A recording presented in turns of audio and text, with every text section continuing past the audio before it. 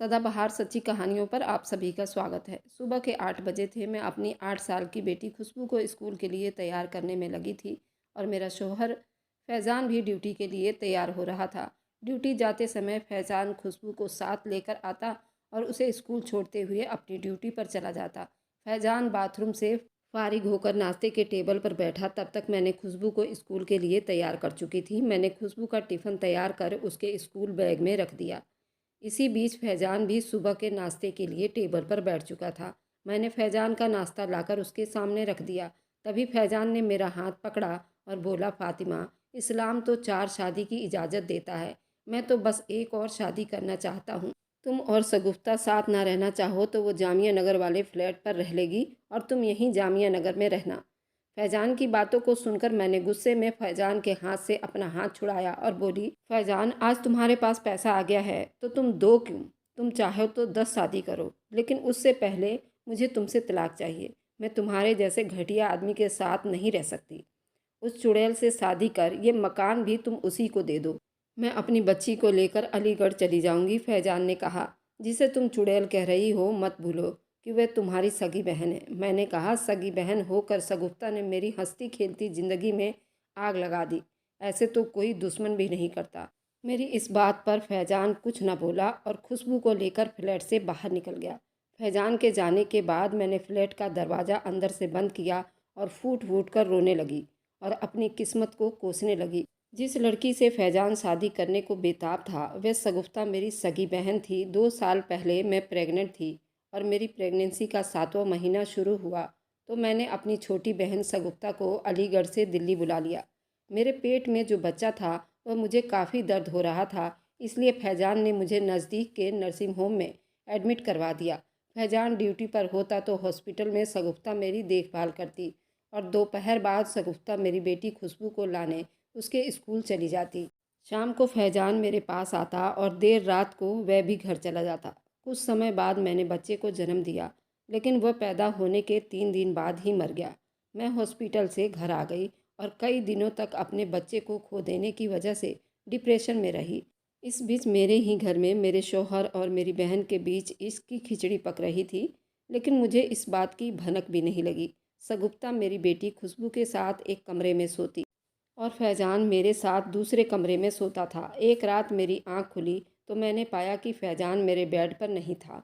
मैं चुपके से कमरे से निकली तो मैंने फैज़ान और सगुफ्ता को ड्राइंग रूम में रंगे हाथों पकड़ लिया।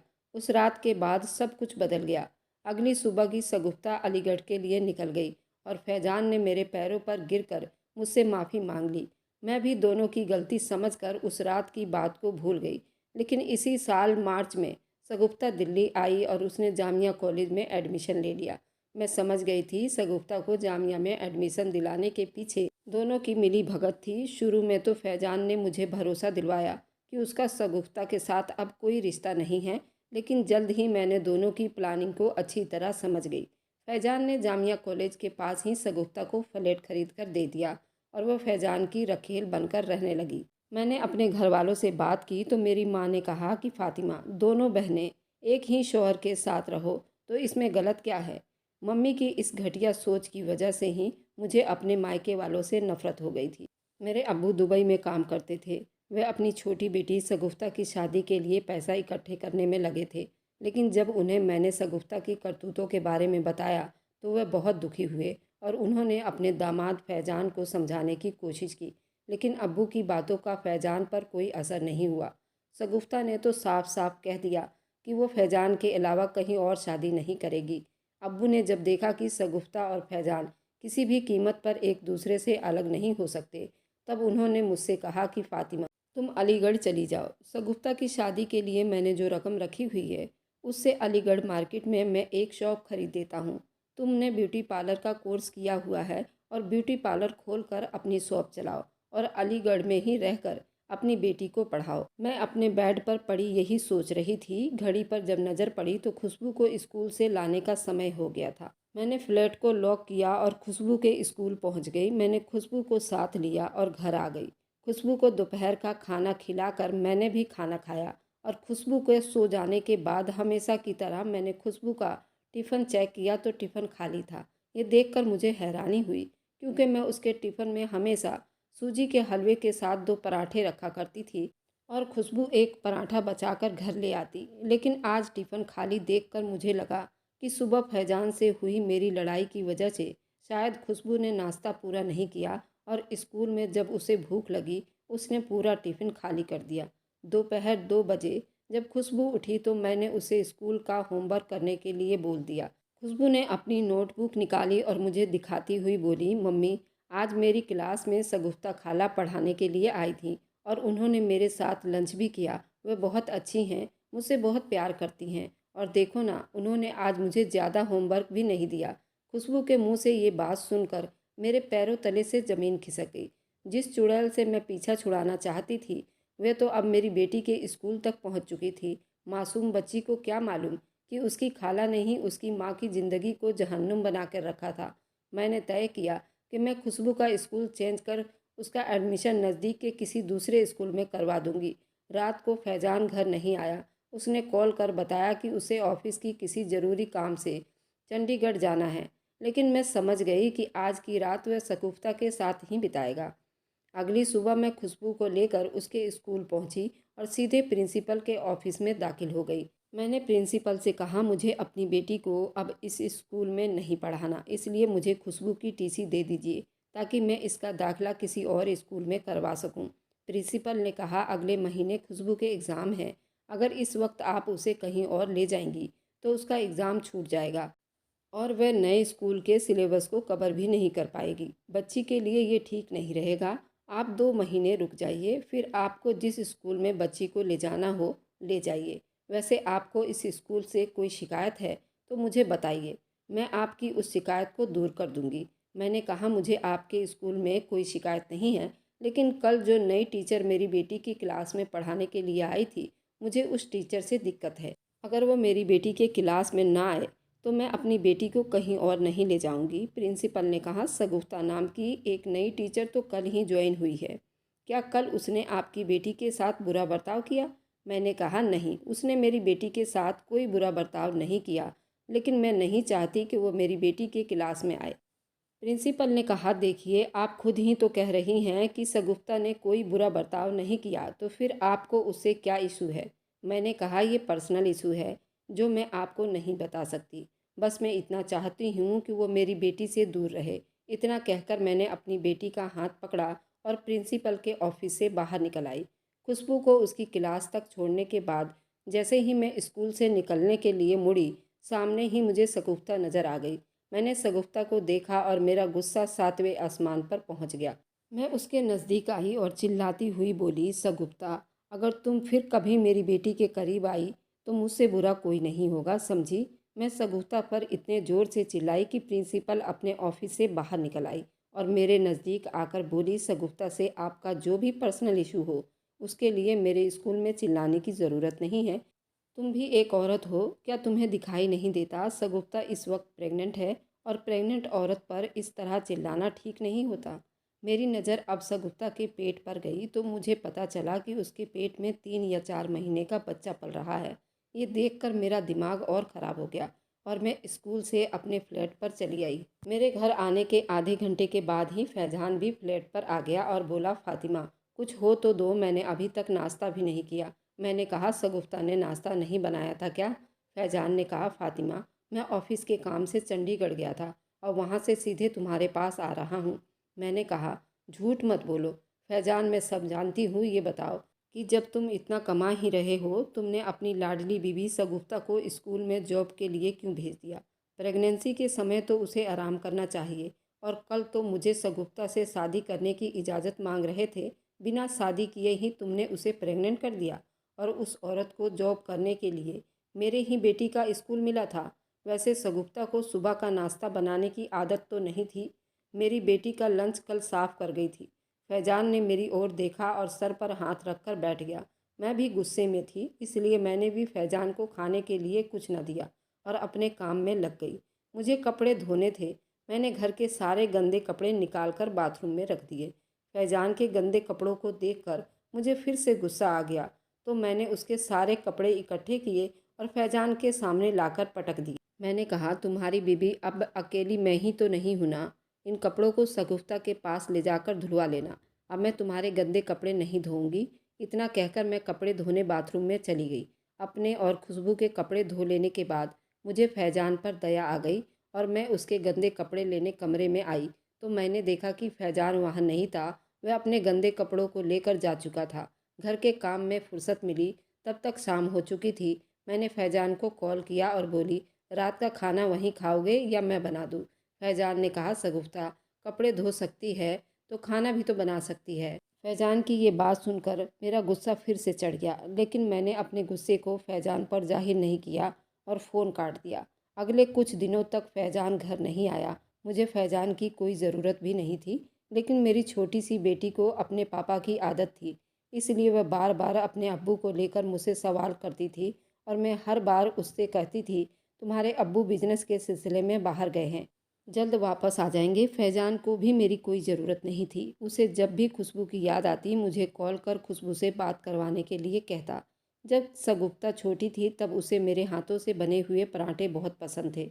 वह मेरे पराठों के लिए मेरा कोई भी काम कर देती थी। लेकिन आज मैं सगुफ्ता से नफरत करती थी। मेरी बर्बादी की वजह सगुफ्ता ही थी, लेकिन मैं भी एक औरत ही थी, इसलिए ना चाहते हुए भी खुशबू के टिफ़िन बॉक्स में 4 पराठे रखने लगी और जब खुशबू लेकर घर आती तो उसका लंच बॉक्स खाली देखकर मुझे सुकून मिल जाता। धीरे धीरे महीना गुजर गया। मेरे अकाउंट में फैजान ने 50,000 रुपये ट्रांसफ़र किए, लेकिन वह घर नहीं आया। मैं इतनी भी बेगैरत नहीं थी कि मैं उसके आगे गिड़गिड़ाती और कहती कि तुम्हारे बिना मेरा मन नहीं लग रहा, घर आ जाओ। अब मैं समझ गई थी सगुफ्ता ने फैजान को मुझसे हमेशा के लिए छीन लिया है।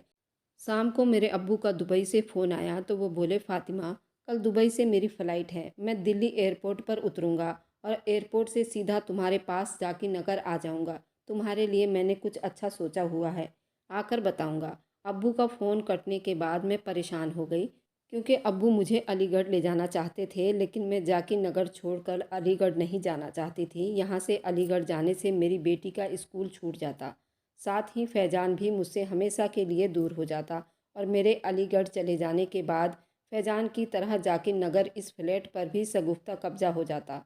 अगले दिन अब्बू घर आए तो उनके साथ एक हैंडसम सा आदमी था। मैं अब्बू के दोस्त के सामने उनसे खुलकर बात नहीं कर पाई। फिर भी मैंने उनसे साफ साफ कह दिया था कि मैं अलीगढ़ नहीं जा पाऊंगी। अब्बू ने कहा, ठीक है, तुम यहीं रहो और अगर तुम यहाँ रहकर कोई बिजनेस करना चाहो तो मुझसे बेझिझक कहना। मेरे पास इतनी औकात है कि मैं तुम्हारा बिजनेस शुरू करवा सकूँगा। अलीगढ़ जाने के लिए अब्बू की रात की ट्रेन थी। मैंने जल्दी जल्दी खाना बनाया। अब्बू और उनके साथ आए आदमी ने रात का खाना खाया। खाना खा लेने के बाद अब्बू ने मुझे दूसरे कमरे में बुलाया और मेरे हाथ में 1 लाख रुपए पकड़ाते हुए बोले, फातिमा, ये रुपए रख लो, तुम्हारे काम आएंगे। अभी खुशबू बहुत छोटी है, तुम चाहो तो दूसरी शादी के बारे में सोच सकती हो। ये आदमी जो मेरे साथ आया है, इसका नाम जावेद है। जावेद अलीगढ़ का ही रहने वाला है और दुबई में इसकी अपनी शॉप है। मैंने उसे तुम्हारे बारे में बताया था और इसे भी अलीगढ़ आना था, तो हम दोनों दुबई से साथ ही आ गए। तुम जावेद से दूसरी शादी के बारे में खूब अच्छी तरह सोच समझकर मुझे कॉल कर बता देना। अलीगढ़ के लिए रात 12 बजे की हमारी ट्रेन है, इसलिए हम अभी निकल रहे हैं। मैंने अब्बू की बात का कोई जवाब नहीं दिया और थोड़ी देर में ही अब्बू और उनके साथ आया आदमी घर से चले गए। रात के 10 बज चुके थे। खुशबू सो चुकी थी, लेकिन मेरी नींद गायब हो चुकी थी। मैंने कई बार फैजान को कॉल करने के लिए फ़ोन उठाया, लेकिन ये सोचकर कि वह इस वक्त सगुफ्ता की बाहों में होगा, मैंने उसे कॉल नहीं किया। अब्बू की बातें मुझे परेशान कर रही थी और उनकी बातों पर मुझे गुस्सा भी आ रहा था। मैं सोच रही थी कि अब्बू को अगर सच में मुझसे हमदर्दी होती तो वे जावेद को लेकर सगुफ्ता के घर जाते और उससे जावेद से शादी की बात करते, लेकिन उन्होंने ऐसा नहीं किया। 10 साल पहले मेरी शादी फैजान से हुई थी, तब वह जामिया यूनिवर्सिटी में इंजीनियरिंग कर रहा था। शादी के बाद फैजान मुझे लेकर जाकिर नगर आ गया और तब से मैं यहीं रह गई। शादी के 7 साल बीत जाने तक फैजान की दुनिया और उसकी मोहब्बत केवल मैं ही थी। फैजान के लिए अपनी जान हथेली पर रखती थी, लेकिन 2 साल पहले मेरी प्रेगनेंसी के वक्त मेरी छोटी बहन सगुफ्ता दिल्ली आई और तब से मेरी दुनिया तबाह हो गई। मैं फैजान को लेकर बहुत परेशान थी। उससे मेरे फ्लैट पर आए 2 महीने से ज़्यादा वक्त हो चुका था। इस बीच जब भी वह फ़ोन करता, खुशबू से बात करता और फ़ोन रख देता। एक दिन मैं खुशबू को लेकर छोड़ने गई, तभी मुझे फैजान की कार नज़र आई। मैं समझ गई कि फैजान शगुफ्ता को स्कूल छोड़ने आया था। मेरी नज़र कार पर ही थी कि उसमें से शगुफ्ता बाहर निकली और सीधे स्कूल की ओर बढ़ गई। शगुफ्ता का पेट अब काफ़ी बड़ा नज़र आने लगा था। शायद अब वो प्रेगनेंसी के आखिरी महीने में पहुंच चुकी थी। फैजान की नज़र मुझ पर पड़ी तो वह गाड़ी से उतरकर मेरे करीब आया और बोला, फातिमा, गाड़ी में बैठो, मैं तुम्हें जाकिर नगर छोड़ देता हूँ। मैंने कहा, मैंने अपने घर का रास्ता देखा हुआ है, मैं खुद चली जाऊँगी, आप अपने घर जाइए। तभी फैजान ने मेरा हाथ पकड़ लिया और उसकी इस हरकत पर मुझे गुस्सा आ गया। मैंने एक ज़ोरदार थप्पड़ उसके गाल पर जड़ दिया और आगे बढ़ गई। मैं थोड़ी दूर ही निकली थी कि फैजान अपनी गाड़ी के साथ मेरे करीब आया और गाड़ी का दरवाज़ा खोलते हुए बोला, फातिमा, सड़क पर तमाशा मत बना और गाड़ी में बैठ जाओ। मैं ना चाहते हुए भी फैजान की गाड़ी में बैठ गई। वह मुझे लेकर जाकिर नगर फ्लैट पर पहुंच गया और मेरे आगे हाथ जोड़ते हुए बोला, शगुफ्ता को तुमसे कोई ऐतराज़ नहीं है, लेकिन तुम्हें उससे इतनी नफ़रत क्यों है? अगर तुम उसे अपना लो तो इसमें बुराई क्या है? मैंने कहा, फैजान, शगुफ्ता ने मेरा सुकून मुझसे छीना है तो उससे मुझसे कोई ऐतराज़ होगा भी कैसे? मैं अब अकेले रहना सीख गई हूँ। फैजान ने कहा, जब तक तुम शगुफ्ता को नहीं अपनाओगी तब तक मैं तुम्हारे साथ नहीं रह सकता। ये मेरी मजबूरी है। मैंने भी चिल्लाते हुए कहा, तुम्हारी मजबूरी मैं अच्छी तरह समझती हूँ, इसलिए कह रही हूँ कि तुम शगुफ्ता के साथ ही रहो। मुझे तुम्हारी कोई ज़रूरत भी नहीं है। फैजान ने कहा, मेरे बिना तुम अकेली कैसी रहोगी? हर महीने मैं तुम्हें खर्च भेज रहा हूँ और तुम कहोगी तो सप्ताह में एक रात मैं तुम्हारे साथ बिता सकता हूँ। मैंने कहा, मुझ पर एहसान करने की कोई ज़रूरत नहीं है। अगर मुझे मर्द की ज़रूरत महसूस होगी तो दुनिया में केवल तुम ही इकलौते मर्द नहीं हो। मेरी ये बात फैजान को मिर्ची की तरह लगी और फैजान ने झट से मुझ पर हाथ उठाया और एक ज़ोरदार थप्पड़ मेरे गालों पर जड़ दिया। ये थप्पड़ मेरे उस थप्पड़ का बदला था जो मैंने स्कूल के बाहर फैजान के गाल पर मारा था। पिछले 9 सालों से पहली बार ऐसा हुआ था कि मैंने फैजान ने मुझ पर हाथ उठाया था और ये सब शगुफ्ता की वजह से हो रहा था। फैजान गुस्से में घर से चला गया और मैं बिस्तर के एक कोने में पड़ी अपनी तकदीर पर रो रही थी। जब मैं उठी तो खुशबू को स्कूल से लाने का समय हो चुका था। मैं स्कूल पहुंची और खुशबू को घर ले आई। लंच बॉक्स चेक किया तो देखा कि उसमें 3 पराठे बिल्कुल साबुत बचे हुए थे। मैंने खुशबू से पूछा तो उसने बताया कि खाला के पेट में दर्द था। प्रिंसिपल मैम ने उन्हें सुबह ही घर भेज दिया था। अगले कुछ दिनों तक फैजान ने कोई कॉल नहीं किया तो मैं समझ गई कि शगुफ्ता की डिलीवरी की वजह से फैजान इतना बिजी है। उसे अपनी बेटी से भी बात करने की फुर्सत नहीं। अब फैजान के लिए केवल खुशबू ही उसकी औलाद थोड़ी ही रह गई थी। नई बीवी ने फैजान को नया औलाद दे दिया होगा। फैजान इस बेरुखी से मेरा दिल पूरी तरह टूट चुका था। अब जिंदगी बोझ लगने लगी थी। मैं कई दिनों तक अपनी ज़िंदगी के बारे में सोचती रही। मेरे पास 3 ही रास्ते थे। एक रास्ता तो ये था कि मैं हालत से समझौता कर लूं और फैजान की बात मानकर शगुफ्ता को अपना लूं। दूसरा रास्ता ये था कि फैजान के टुकड़ों पर पलती हुई मैं जाकिर नगर में ही रहूं और अब्बू की मदद से कोई कारोबार खोलकर बिजी हो जाऊं। इन दोनों ही रास्तों में मुझे फैजान की मेहरबानी पर जीना पड़ता। लेकिन तीसरा रास्ता आज़ादी का था। वह ये था कि मैं फैजान से तलाक लेकर जावेद से शादी कर लूं और नई ज़िंदगी की शुरुआत करूं। मैंने तीनों रास्तों पर बहुत गौर से सोचना शुरू कर दिया। जावेद वाली बात पर आगे बढ़ने के लिए मेरा दिमाग तैयार था, लेकिन दिल तैयार नहीं था। जब भी मैं जावेद के बारे में सोचती मुझे खुशबू की चिंता होने लगती। कल को जावेद से मुझे बच्चे होंगे तो ये खुशबू के साथ नाइंसाफ़ी होगी। ऐसी सूरत में खुशबू को फैजान के हवाले भी नहीं कर सकती थी। शगुफ्ता मेरी छोटी बहन ज़रूर थी, लेकिन मेरी बेटी के लिए सौतेली माँ ही तो थी। संडे का दिन था। मैंने तय किया कि मैं अपनी बेटी को ओखला के बर्ड सेंचुरी घुमाने ले जाऊंगी। मैंने उसे तैयार किया और जागीर नगर से ओखला पक्षी विहार के लिए निकल पड़ी। मैं ऑटो में ही थी। मेरे फ़ोन की घंटी बजी। मैंने फ़ोन उठाया तो उधर से आवाज़ आई, हेलो, मैं जावेद शेख बोल रहा हूँ, आप फ़ातिमा है ना? मैंने कहा, हाँ, मैं फ़ातिमा बोल रही हूँ, कहिए मुझसे क्या काम है? जावेद ने कहा, कल शाम की मेरी दुबई के लिए फ़्लाइट है। मैं अलीगढ़ से दिल्ली पहुँच चुका हूँ और जाकिर नगर में ही रौनक होटल में ठहरा हूँ और तुमसे मिलना चाहता हूँ। क्या तुम रौनक होटल में आ सकती हो? मैंने कहा, लेकिन मैं इस वक्त जाकिर नगर में नहीं हूँ, अपनी बेटी को लेकर ओखला बर्ड सेंचुरी जा रही हूँ। जावेद ने कहा, आपकी इजाज़त हो तो मैं वहीं आ जाऊं, क्योंकि मेरे पास ज़्यादा वक्त नहीं है। शाम की फ़्लाइट है, इसलिए मुझे यहाँ से 3 बजे ही एयरपोर्ट के लिए निकलना होगा। मैंने कहा, ठीक है, मैं आपको लोकेशन भेज देती हूँ, आप आ जाइए। जावेद का फ़ोन कटा और मैं ओखला के चिड़िया विहार पहुंच गई। मैंने खुशबू और अपने लिए 2 टिकट लिया और पार्क में आगे बढ़ गई। खुशबू खेलने में लग गई थी और मैं जावेद को लेकर सोच रही थी, आखिर वह मुझसे मिलने के लिए इतना उतावला क्यों है? क्या वो मुझसे शादी करना चाहता है? अगर उसने मेरे आगे शादी का प्रस्ताव रख दिया तो मैं उसे क्या जवाब दूँ? इतने दिनों में मेरी फैजान से कोई बातचीत नहीं हुई थी, लेकिन मेरा उससे रिश्ता तो अभी ख़त्म नहीं हुआ था। मैं अब भी फैजान की बीवी थी, इसलिए मैं जावेद को लेकर अभी तक आखिरी फैसले तक नहीं पहुंच पाई थी। 1 घंटे में जावेद ओखला पक्षी विहार में मेरे सामने बेंच पर बैठा हुआ था। जावेद ने कहा, फातिमा, दुबई में तुम्हारे पापा मेरे ही शॉप पर काम करते हैं और अलीगढ़ में मेरा घर तुम्हारे घर से ज़्यादा दूर नहीं है।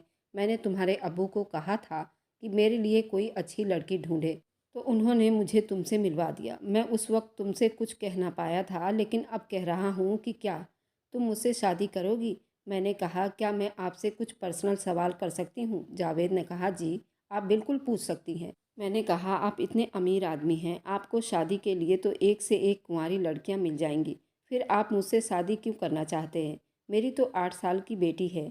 जावेद ने कहा, फातिमा, दरअसल मैं शादीशुदा हूँ। 3 साल पहले मेरी बेबी निकहत का एक्सीडेंट हो गया था।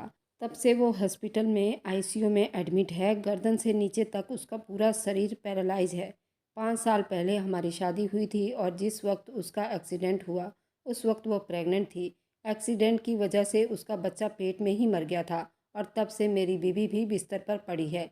वही चाहती है कि मैं दूसरी शादी कर लूँ ताकि मुझे मेरी दौलत का वारिस मिल सके।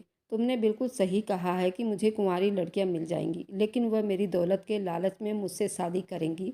मेरी बीवी का मानना है कि मैं दूसरी शादी किसी विधवा या तलाकशुदा औरत से करूं, क्योंकि ऐसी औरतें रिश्ते की कदर करना जानती हैं। वे कभी धोखा नहीं दे सकती और जब पहली बार मैंने तुम्हें देखा तभी से तुमसे मुझे प्यार हो गया है। मैंने अपनी सारी बात तुम्हें बता दी है। तुम चाहो तो इनकार भी कर सकती हो।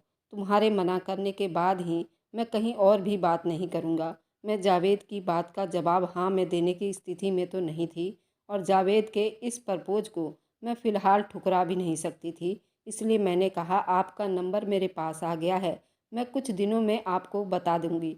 कुछ देर के बाद जावेद होटल के लिए निकल गया और उसके जाने के कुछ देर के बाद ही मैं भी खुशबू को लेकर जाकिर नगर आ गई।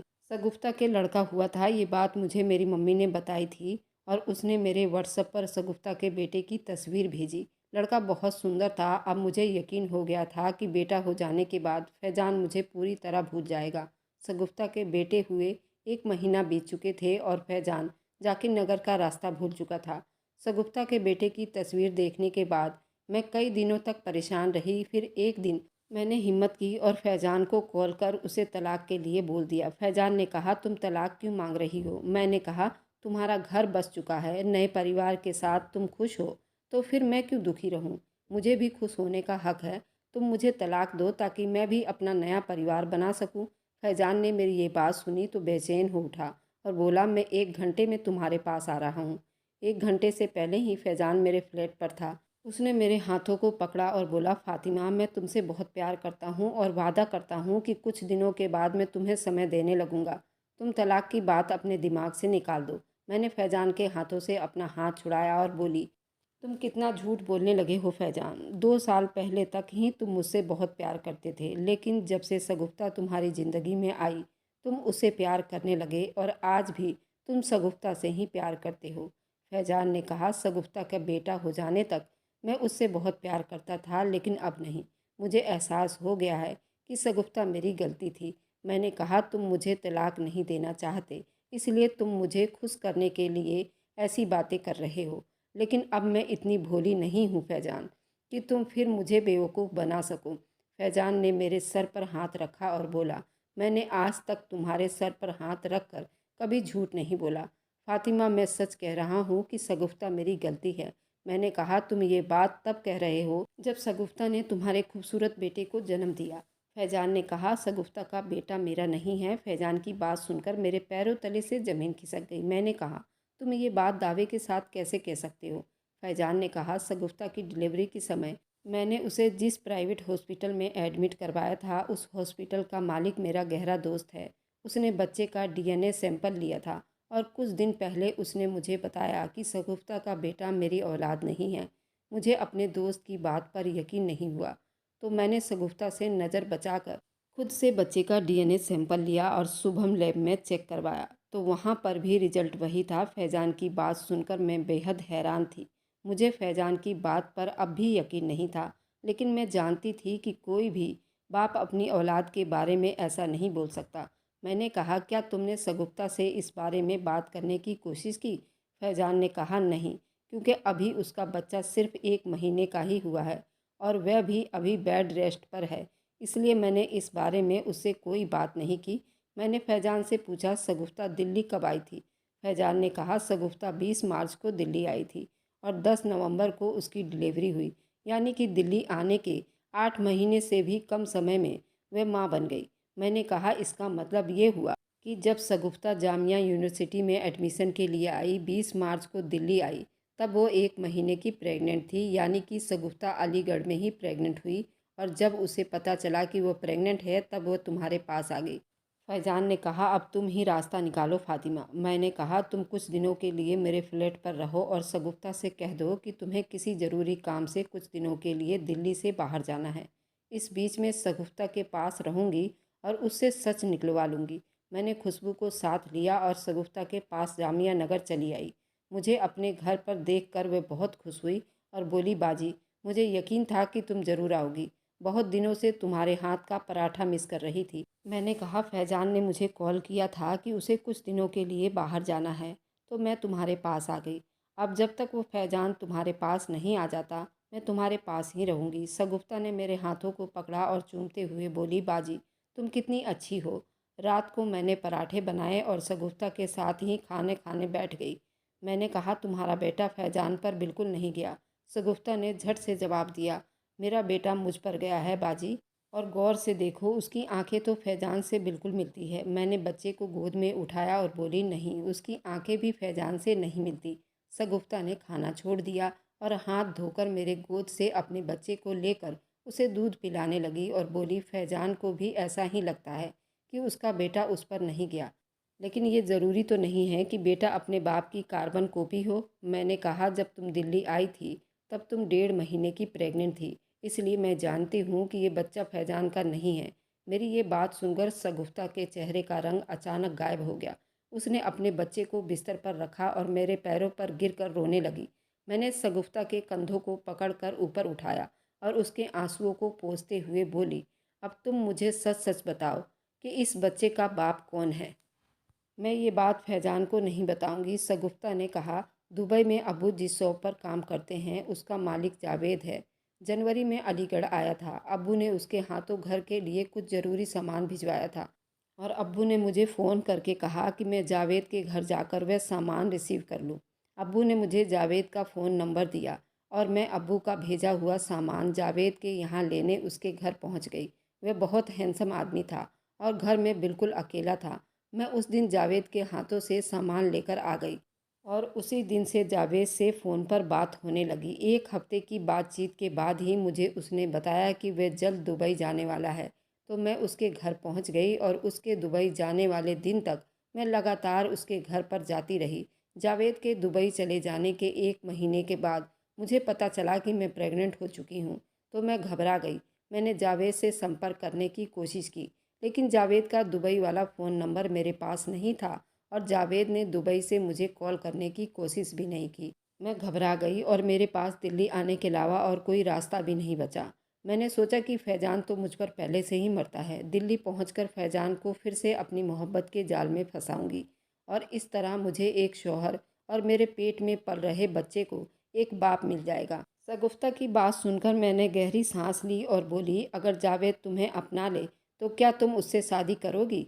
शगुफ्ता ने मायूसी भरे लहजे में कहा, जावेद को तो पता भी नहीं है कि वह एक बच्चे का बाप बन चुका है। मैंने कहा, जावेद इस वक्त दिल्ली में ही है, कहो तो मैं उसे कॉल करूं? शगुफ्ता ने कहा, लेकिन क्या उसे यकीन होगा कि ये बच्चा उसी का है? मैंने शगुफ्ता की बात का जवाब दिए बिना झट से जावेद को कॉल मिला दिया और उससे बोली, जावेद, मैं लोकेशन भेज रही हूँ, तुम तुरंत यहाँ आ जाओ। जावेद का फ़ोन कटने के बाद मैंने फैज़ान को कॉल मिलाया और उसे भी बुला लिया। जावेद ने आते ही शगुफ्ता को पहचान लिया और उसकी गोद के बच्चे को देखते ही उसे गोद में उठाकर बोला, ये तो बिल्कुल मेरी कार्बन कॉपी है। मैंने मुस्कुराते हुए कहा, तुम्हें कुंवारी लड़की से शादी नहीं करनी थी ना, और शादी की जल्दी भी नहीं थी, तो अब जल्दी से शगुफ्ता से निकाह करो और अपने बीवी बच्चे को लेकर अपनी अधूरी ज़िंदगी को मुकम्मल करो। 1 साल बीत चुके हैं। शगुफ्ता और जावेद अपनी शादीशुदा ज़िंदगी में बहुत खुश हैं और मुझे भी मेरा फैजान वापस मिल चुका है। कई मर्द दूसरी औरत के चक्कर में अपनी बीवी की भावनाओं को ठेस पहुंचाते हैं। ऐसे लोग बेवकूफ़ होते हैं जो सच्ची मोहब्बत को झूठे इश्क के अंतर को भी नहीं पहचान सकते। अगर आपको आज की कहानी पसंद आई है तो वीडियो को ज़रूर लाइक कीजिएगा और अपने दोस्तों के साथ शेयर भी कीजिएगा। और हाँ, अगर आपने अभी तक हमारे चैनल को सब्सक्राइब नहीं किया है तो ज़रूर सब्सक्राइब कर लें। मिलते हैं हम अपनी कल की एक नई दिलचस्प कहानी के साथ। मुझ पर सदा अपना प्यार और स्नेह बनाए रखें। सभी को मेरा प्यार भरा नमस्कार दोस्तों।